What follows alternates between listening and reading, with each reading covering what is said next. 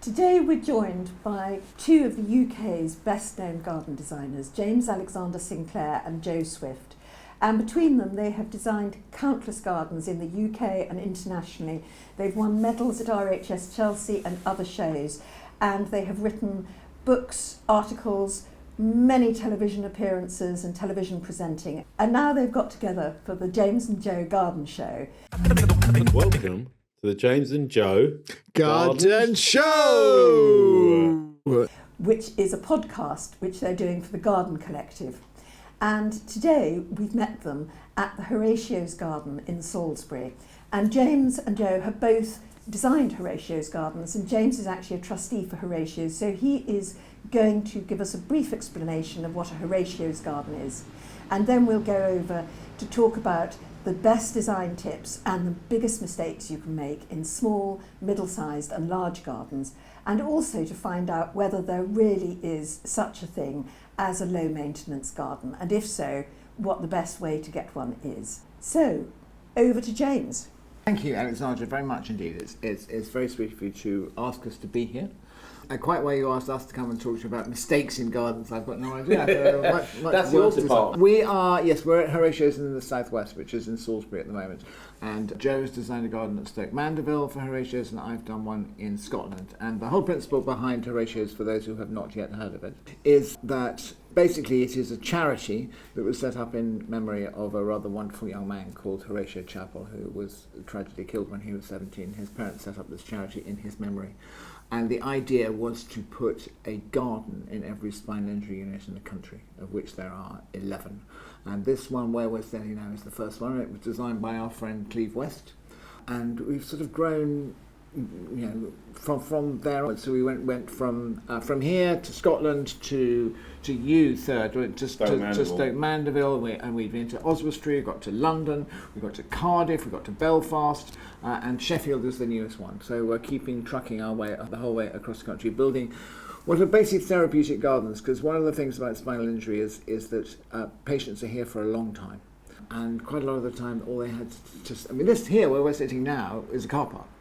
At one point, the one in Stoke Mandeville was just basically a piece of skanky old grass, wasn't it? Completely unused, unlevel, and it was a sort of main thoroughfare as well. But now it's a beautiful garden. Yeah, and Scotland the same. So what we're doing is we're taking unloved bits of NHS property and turning them into gardens that benefit not just the patients but also their visitors and the staff and everybody who has any contact at all with Horatio's Garden. And it is a huge privilege to be involved in it.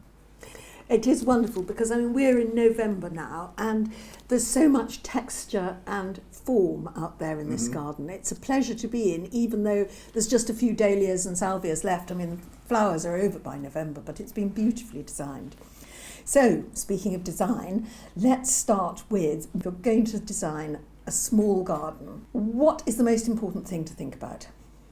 I've designed a lot of small gardens. You've done more small gardens than I've done balconies, roof terraces, Yeah. tiny gardens, front gardens, small gardens. Let's define a small garden. How small is small? How small is small? Some people think that an average London garden that's maybe sort of 50 foot by 20 is tiny, but actually Yeah. I think it's quite big for a small garden. Yeah, I think a small garden is one into which you cannot fit a tennis court. I understand. It is. My daughter has a balcony that is about the size of this table. That is her garden. So it starts at that size and moves on from there, doesn't it, really? Well, my approach really is I'll go out into the garden and where are you going to sit? Where are you going to sit? Where are you going to sit and not feel exposed to the neighbours necessarily? What are you going to see? Is there a view onto the garden at all from inside, from the kitchen window or the dining room window? Those are the key views, and where you're going to sit will drive everything pretty much.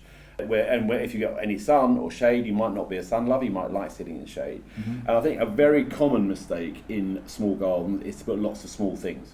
Yeah. So I, for one, will always put some large items, whether they're sort of sculptural things, large pots or features that will draw the eye.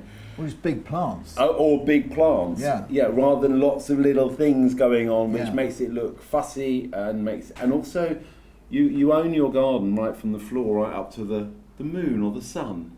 And beyond. And beyond. And I think people think, oh, everything's got to be small and tiny, but actually the more you can break up the space at eye level, even in a small space, the more you've got a sort of sculptural hub going on in a way, and it becomes a three-dimensional space. So for me, big things in a small space, where are you going to sit? And if the view's out, what are you going to see? Because you're going to look out those views year round. I think that covers it very nicely, because it is. I would much rather see a small garden with maybe 3 big plants in it rather than 100 small ones. Quite by the fact, it's an awful lot easier to look after. So something, be bold, be sculptural, be brave. Yeah, boundaries are key as well. Boundaries also key. Fences, walls, what are you going to see? Can you green them up? The more you can lose the boundaries, the larger the space visually becomes. People are worried about putting too many plants in a garden, but actually you can create a lovely sort of green oasis. And in cities and towns, there often is a lot of shade. So it's crying out for sort of green textural planting. I saw one the other day that was in the middle of London, and it had 3 massive plane trees, which were basically next door neighbours, that overshadowed the whole thing. But you went into this garden and you had no idea that London was there apart from the buzz of the noise, because of the green. Because the walls were really, really thick with climbers. And the idea of a lawn and a tiny garden like that is pointless, and so they got rid of that. And it was just these textures. I mean, it's like you're saying here, there's not a lot of flower left. This garden never had any flower in it because it was shady and overshadowed, but it actually worked really, really well. And now when we get onto middle size, we definitely have to define it. But I am thinking it's the sort of garden that so many people have behind terraced houses in Britain, which is long and thin, or behind new build, which is often kind of either wedge-shaped or shallow and wide. Yeah. So when you've got those, and usually there's a fair amount of space. I mean, we'd be talking, say, 60 feet, 100 feet, something like that. I mean, I define it for the middle-sized garden as larger than a courtyard but smaller than an acre. But I think most are a bit smaller than an acre. Mm-hmm. Yeah. So what would you say, maybe start with James, what's the most important thing with a middle-sized garden when you think about redesigning it? I think it's almost the same principle as Joe was talking about the small ones. You You don't can't change. steal my I'm not ideas. going to steal You've your got to ideas. come up with your own design I'm going to come up with a ideas. different thing, but I'm giving you the credit for beginning the jump off, okay, here. Because a design principle works no matter how big your garden is. It's the same thing. You're still looking, where am I going to sit? How am I going to use this garden? What's it going to be? I just said that. I think it's something I know, yourself. I'm just about to do a new one now. Okay. There are 3 things, or three things that are actually really important when you look at a garden for the first time. Is first, what does the house look like? Because if you have an old cottage, then it's very difficult to put something modern against it. If you have a new build, like you say, then don't try the old twining roses and honeysuckles and rustic arches, because it would also look stupid. So you have to consider that. Second thing to consider is who's going to live in this garden. So who's going to use it?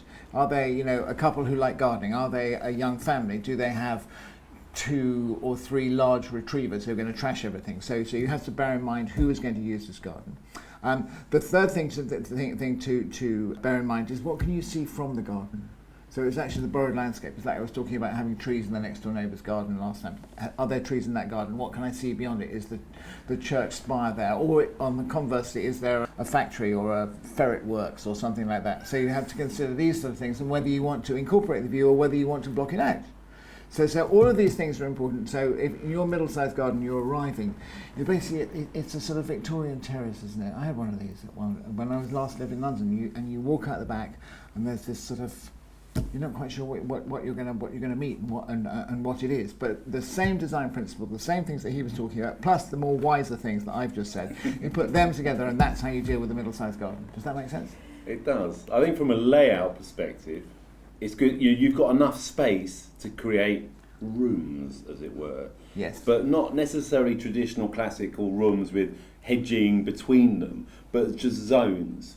So you could, and I always work in 3s really, because if you've got a garden with 2 areas, you've sort of got here and there. But if you've got a third, you've got here, there, and somewhere else. Here, there, and elsewhere. To go. Yeah. And often it will be, the first one will connect back to the house and probably be a little bit more structured, and maybe you're taking lines from the house, from the windows, the doors. And sometimes it's just a really simple technique of drawing that out, and that might, help you with some placement, and then creating some sort of division, and that's where the style comes in. Yeah. Whether it's a hedge, or it's just trellis, or it's something formal, or it's grasses and mixed shrubs and something really informal, but you're still moving through from one area to the next, and then you've got maybe a middle zone, and then you've got a third zone. So my first garden I had in Hackney, which was 90 foot by 30 feet, I created 3 zones like that, and there was just a simple flowing movement between them, and it worked really well. It worked really well. And then you can, if you grow veggies, you can say, okay, this is the sunniest bit, this will work really nice with veggies, this is a really nice seating area, it's near the house, and then, you can create different moods in the different areas. The other thing about the seating area is that quite often the sitting area where it's sunniest or where you need it is not actually next door to the house. Sometimes it's somewhere else, but it's at the other end. So you come back from work and you think, oh, I want to go and have a drink in the garden. If I just walk out the kitchen door, I'm going to be in deep shade. But the far end, where traditionally the compost heap was, that might be the sunniest part of the garden. So in that case, you can reverse the whole thing and change it round and go the other way. So that's exactly what I did in my first garden in Hackney, because it was north facing, and the house shaded the garden, but the far end got the afternoon and evening sun. That was what you wanted, yeah. I like shade. My wife likes a bit of sun.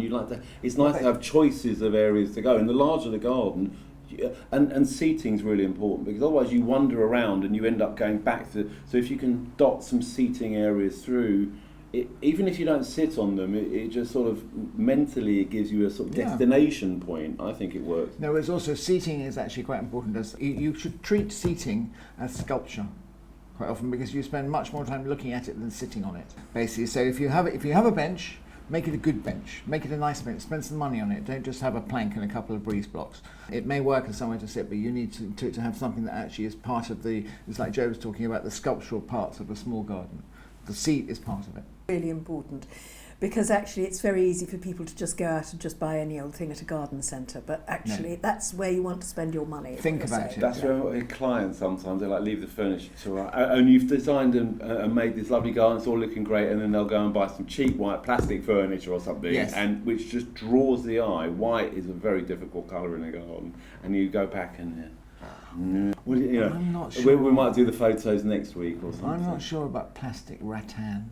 No, I'm not sure about plastic rattan. Because there's an awful lot of it around the place. With these enormous sofas and things, trying to turn. I understand the idea. For contemporary spaces. Yeah, no, but not for everything. No. And you sometimes get them. So I have a very nice garden that I've done, and I arrived, and they've got a plastic rattan 3-piece bloody suite. And you think, what no. colour? Yeah. Well, it was a sort of grey, taupey mauve. Whatever it was a bad idea anyway. It shouldn't be allowed. I know, but it's their garden. You see, this is the thing with clients, and but sometimes I say, what do you think? I've been thinking of getting this furniture, and it is a major feature. Actually, it's a big decision. It's a big thing. So be careful. If we take nothing else from this, be careful of your furniture. Brilliant. Yes, I think that's really important. And now we go on to the large garden, and what is the real problem with large garden? I think one might have to define it a bit, but.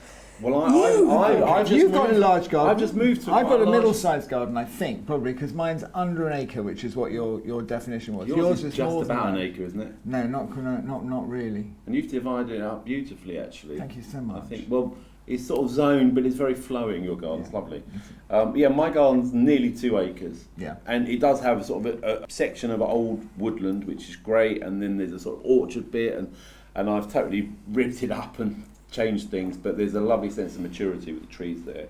But I've got views that the previous owner sort of blocked off a little bit, and so I've opened up views. So yes, talking about the borrowed landscape, if you've got views, I'm working with that, and I'm actually taking the lines of the hills and trying to bring them into the garden in some clip forms and just the shape of the hard landscaping. So what you're basically doing is you're making your garden bigger, visually. Well, yes, it does relate to the landscape beyond, but also it's about feeling comfortable in its setting. It would feel really strange if it was purely rectilinear, and everything worked back to the house.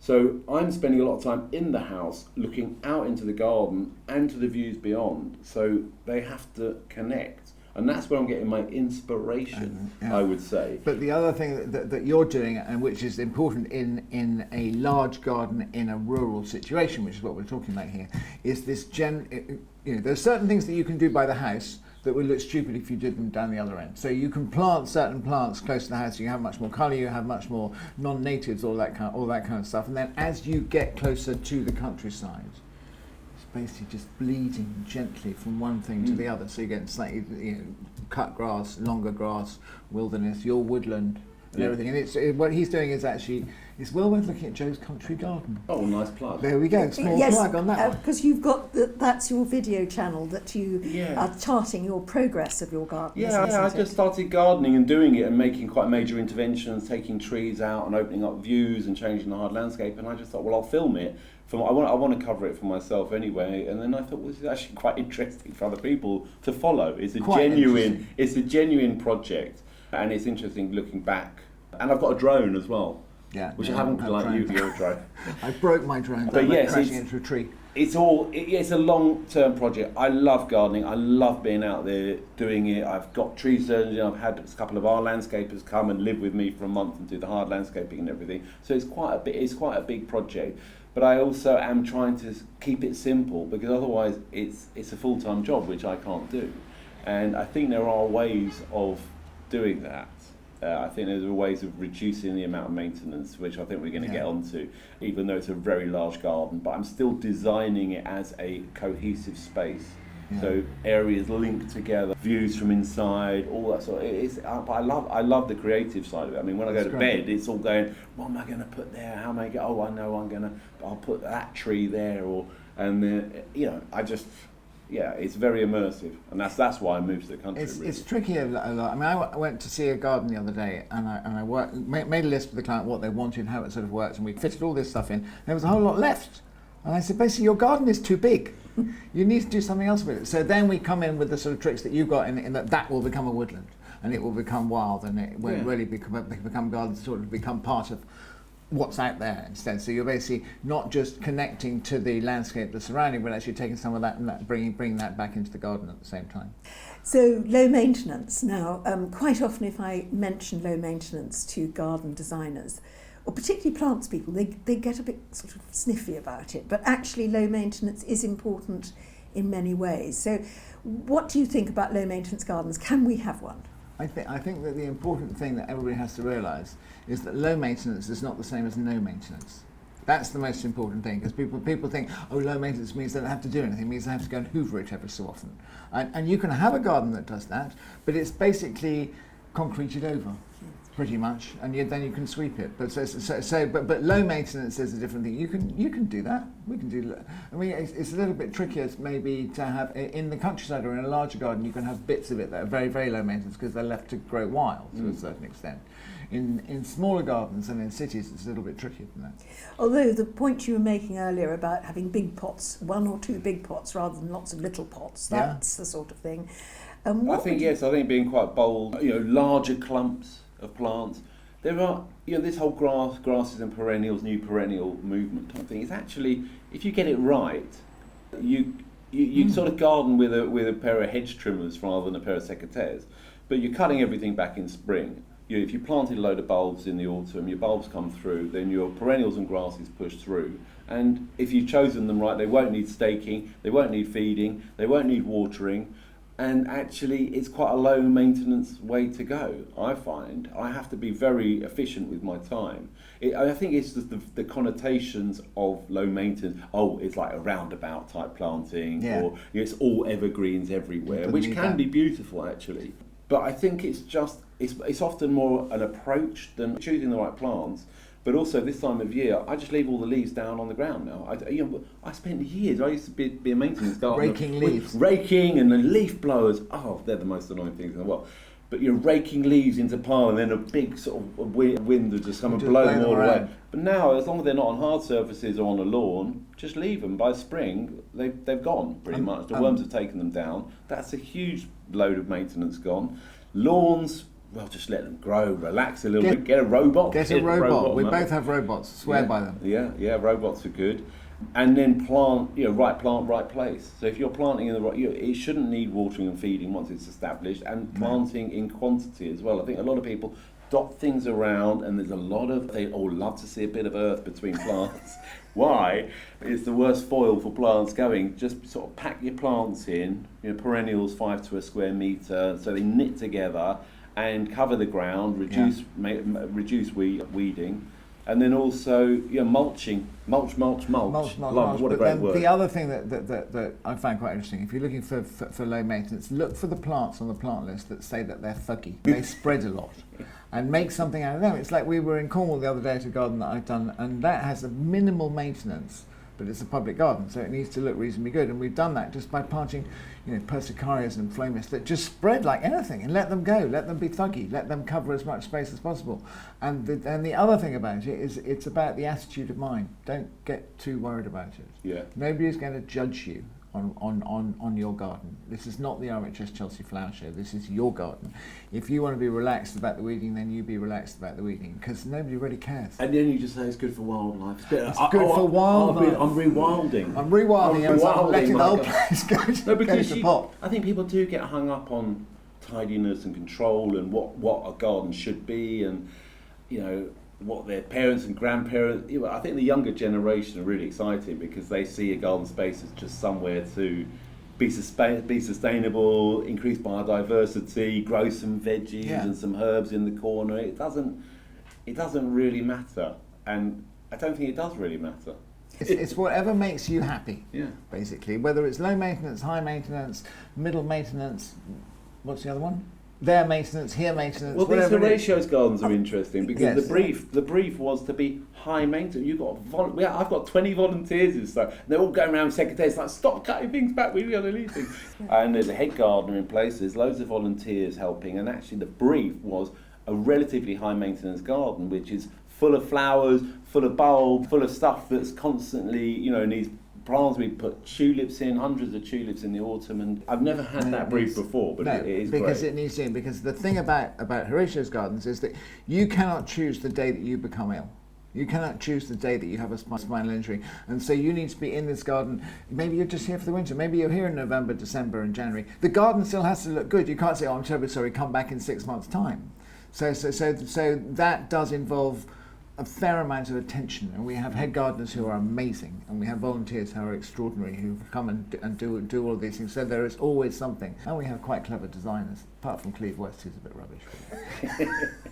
And actually, that brings me on to what you cover on the show, because you've covered mental health. Yes. And gardening, and that's been one of your most popular podcasts, I think. We find a topic that we talk about for about half the show, and then we answer questions that people send in after that. From all over the world. We've gone global. We have gone global. We have a huge following in Arizona. And James does his terrible accent. So if he's from Arizona, James will put his Arizona accent. He's good. You're Australian, you're New Zealand. My Australian's not bad. Yeah, North American's pretty good. My Somerset was complimented by somebody. Your Scandinavian's a bit weak. Don't take it personally. That's quite. But it's meant to be. It's meant to be a bit of a podcast like no other, in that we're just having fun and we're picking a topic. Like this week, it was snacks or something. Garden snacks. So James gets to talk about biscuits for half an hour. Which I'm very happy to. But the one about mindfulness and well-being and the importance of gardening, which we're very aware of, that really hit a note. Actually, it was interesting because it's my most serious. It was the most serious one that we did. I mean, it wasn't entirely serious, but it was serious enough because it's a serious topic, and it's something that people have become aware of, in the last sort of few years, is that gardens make you feel better. And here in Horatio's, we sort of show that every day, and that patients will come out having gone through all the stuff that they have to go in there and get away from the smells and the noises and everything of a hospital, and to come into a garden. And almost instantly you feel better. It is called... Why gardening is good for the soul. Oh, well, there you go. Is it that one? It must be. I haven't got my Or glasses. the one after that. No, it's that way. It's that way. No, it's gone. Hang on, I've got it here. Called Why Gardening is Good for the Soul, yeah. That's what I said. But you meant that had a picture of Will Young in it. Oh, he's everywhere. No, why? No, Will Young's above there. Oh, that one I was looking at. His pop culture meets potting shed. But why gardening is good for the soul? Feeling low, grab a trowel. So, why gardening is good for the soul will be the next video coming up next. It's podcast from the James and Joe Garden Show, and thank you for watching. Goodbye.